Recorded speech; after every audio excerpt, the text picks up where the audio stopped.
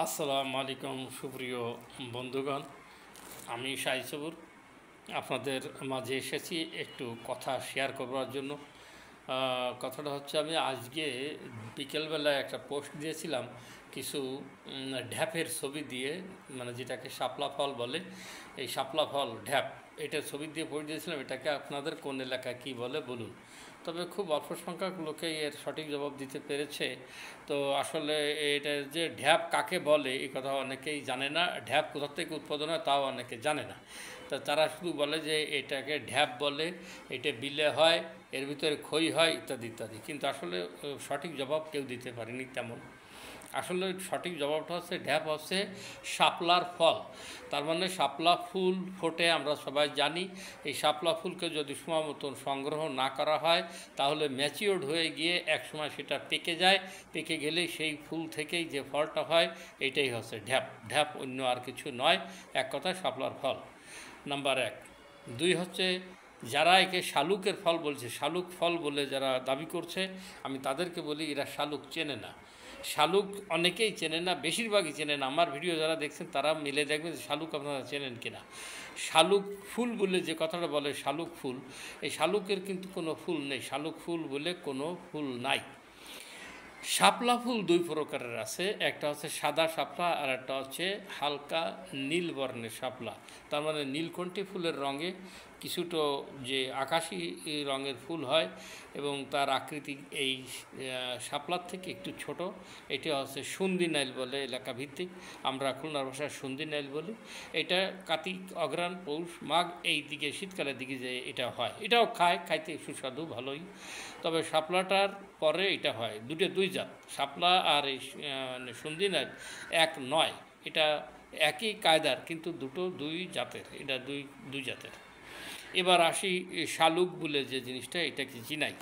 শালুক হচ্ছে শাপলা ফুল যেমন উপরে হয় প্রতি সপ্তাহে বা প্রত্যেক সপ্তাহে প্রত্যেক দিনই শালুকের যে জড় থাকে নিচে, শাপলার যে জড় থাকে নিচে, সেই জড় থেকে এক একটা করে এর ফুল একটা বা দুটো তিনটেও অনেক সময় ফুল উঠতে থাকে উপরের দিকে, কচুর বইয়ের মতো, কচুর লতির মতো ফুল উঠতে থাকে উপরের দিকে। যখন পানির উপরে চলে আসে ফোটে, আমরা তখন তাকে শাপলা হিসেবে চিনি।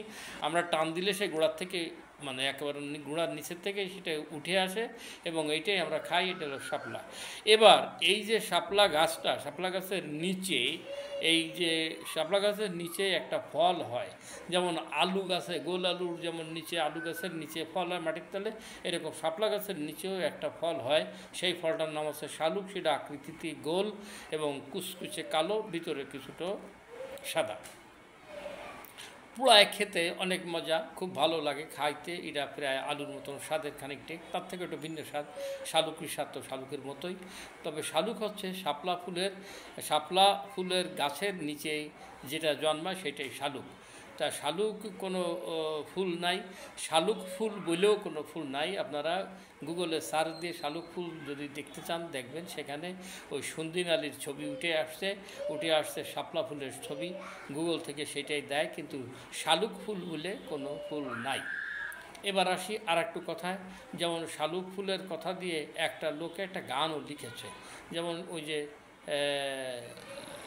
বকুল ফুল সোনা দিয়ে হাত কেন বাঁধালি, এই গানের একটা কথা আছে যে শালুক ফুলের লাজ নাই, রাতে শালুক ফোটেলো, রাতে শালুক ফোটে, যার সঙ্গে যার ভাব রয়েছে সেই তো মজা লোটে, সেই তো মজা লোটে।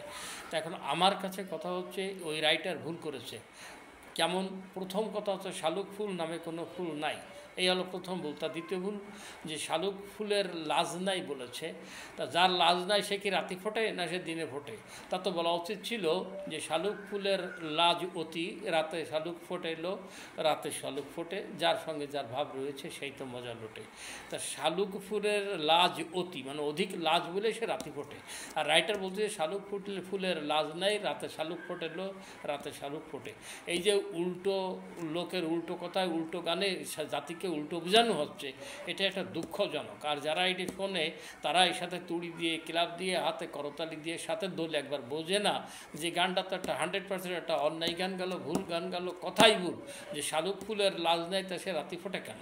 তো সে তো দিনে ফোটার কথা ছিল। উচিত তো ছিল যে শালুক ফুলের লাজ অতি রাতে শালুক ফোটে, তাও যদি বলতো তাহলে বুঝতাম, তাও বলিনি। অতএব আমাদের দেশে ভুল ভ্রান্তি দিয়ে, ভুল শিক্ষা দিয়ে মানুষকে শেখানো হয়। আর মানুষও এরকম আছে, তারা এগুলো ভুল কি শুদ্ধ সেটা খুঁজবার বুঝবার চেষ্টা করে না।